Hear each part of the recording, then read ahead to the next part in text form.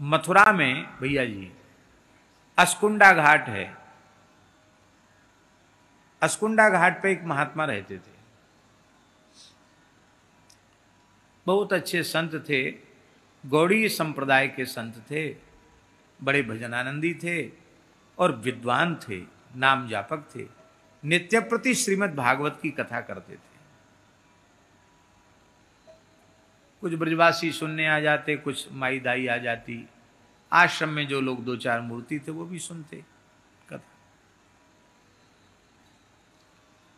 उनका महापुरुष का एक चेला था, उस चेला का नाम था रामदास। वो सब सेवा करता था, रामदास सब सेवा करता था। स्थान में संभालता वही था, व्यवस्थापक वही था रामदास। तो रामदास को गुरुजी कहते, बेटा और तो सब काम तुम्हारा बहुत अच्छा है, पर एक मिनट आके कथा में नहीं बैठता। अरे भाई सत्संग तो किया कर, कथा तो सुना कर। तो वो क्या कहता है, अरे गुरुजी आप तो खुद बैठ जाते हैं और दो चार मूर्ति उनको भी बिठा लेते हैं, यहां सब काम पड़ा रहता है, मैं नहीं करूं तो कौन करेगा, सब बिगड़ जाएगा।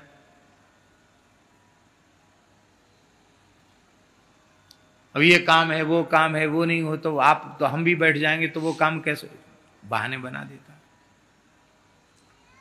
और उसका एक अभ्यास और था रामदास का, कि स्थान का मूर्ति कोई कथा सुना, ए उठो उठो, क्या कर रहे हो, उठो चलो वो काम में लगो। गुरुजी कहते भैया घंटा दो घंटा कथा होती, उतने देर सब काम बंद कर दो। नहीं नहीं नहीं, उठो उठो काम करो, कुछ नहीं तो वहां चले जाओ। अब व्यवस्थापक की बात न माने तो आसन रखना मुश्किल हो जाएगा, व्यवस्थापक की बात तो माननी पड़ेगी। गुरुजी को अच्छा तो नहीं लगता कि प्रेम से कोई कथा सुन रहा है। अरे बोले जितने काम चोर हैं ना सब कथा में आके बैठ जाते हैं,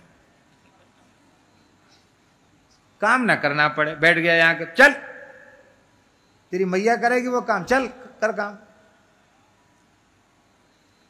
गुरुजी ने समझाया और मानता नहीं, चेला उद्दंड था। एक दिन उसने क्या किया, कोई बढ़िया प्रसंग चल रहा था कथा का, और कुछ बर्तन इधर से उधर रखना पटकना शुरू किया। भाई वहां के बर्तन वहां उठा के रखोगे तो बड़े भगोना पलटा रखने में आवाज तो होगी, तो आवाज भाई। तो गुरुजी ने कहा, अरे भाई क्या, अरे रामदास क्यों शोर क्यों मचा रहा है। अरे बोले गुरुजी आप तो बैठ के खाली कथा कहते हो, कथा बांसते हो, आपको क्या है। अब ये अमनिया की हुई बर्तन यहाँ कोई छीट पड़ जाए, खराब हो जाए तो फिर मांजने लायक होंगे, इनको हम भंडार घर में नहीं रखें, तो सब तो बैठ गए। अरे बैठ गए तो ये काम कथा के बाद भी तो हो सकता था।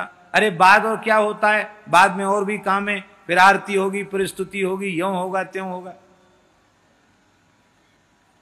ऐसा झगड़ा किया उसने कि कथा बंद हो गई। गुरुजी का मन खिन्न हो गया। रामदास साधु तो बेकार बन गया, तेरी प्रकृति बड़ी चंचल है,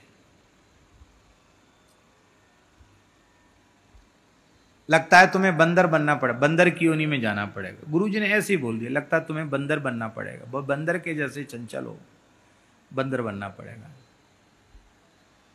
स्वाभाविक बात थी, किसी ने ज्यादा ध्यान नहीं दिया। और रामदास को एक दिन बुखार आया, और इतना तेज बुखार आया कि बुखार में उनका शरीर पूरा हो गया, मर गया। रामदास का शरीर पूरा हो गया।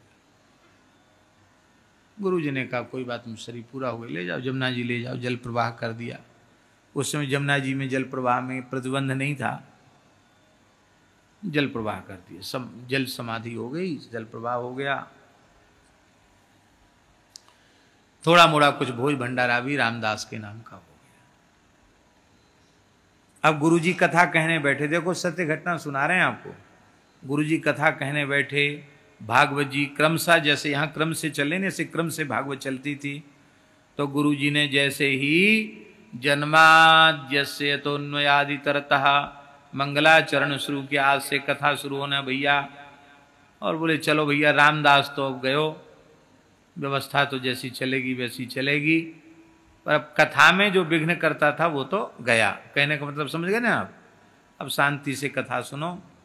सो जैसे मंगलाचरण उन्होंने किया तो उसी समय अस्कुंडा घाट की घटना है मथुरा की। एक बंदर का छोटा बच्चा, वो तुरंत ऊपर से पेड़ से आया, वो आकर उसने भागवत जी की पोथी को प्रणाम किया, गुरु महाराज के चरणों में मस्तक रखकर प्रणाम किया, और जैसे कोई बड़ा श्रद्धावान व्यक्ति बैठे ऐसे बैठे हाथ जोड़। गुरु जी बोले रामदास बन गए बंदर? बोला ऊ।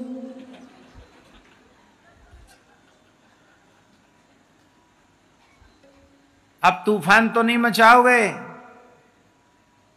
इधर उधर उठा पटक तो नहीं करोगे? नहीं करूंगा। कथा सुनोगे? ऐसी तो बोलेगा बंदर, क्या बोलेगा? नित्य प्रति वो कथा सुनने आता था। मंगलाचरण होने के पहले ही, सबसे पहले वो बानर कथा सुनने आता और पूरी कथा में बैठता, फिर चला जाता। कुछ भी देव खाने के लिए कुछ नहीं खाता, गुरु महाराज की पत्तल का जो बचा हुआ प्रसाद है वही पाता। दूसरी चीज कितनी बढ़िया चीज दे दो नहीं खाता।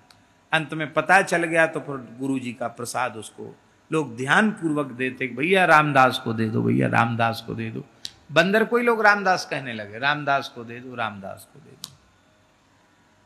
रामदास नाम के बानर की कथा है। क्रमशः कथा चलती थी। 2-3 बरस में कथा पूरी हुई। थोड़ी थोड़ी कथा चलती थी, विस्तार से होती थी। 2-3 साल में कथा पूरी हुई।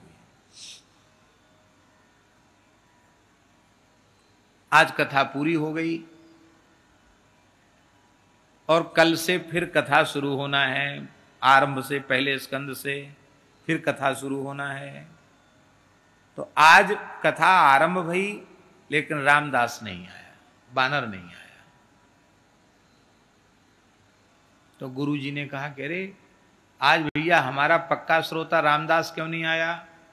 रामदास रामदास रामदास उत्तर नहीं आया। देखो भैया, तो छत के ऊपर जाके देखा तो रामदास का शरीर फूला हो,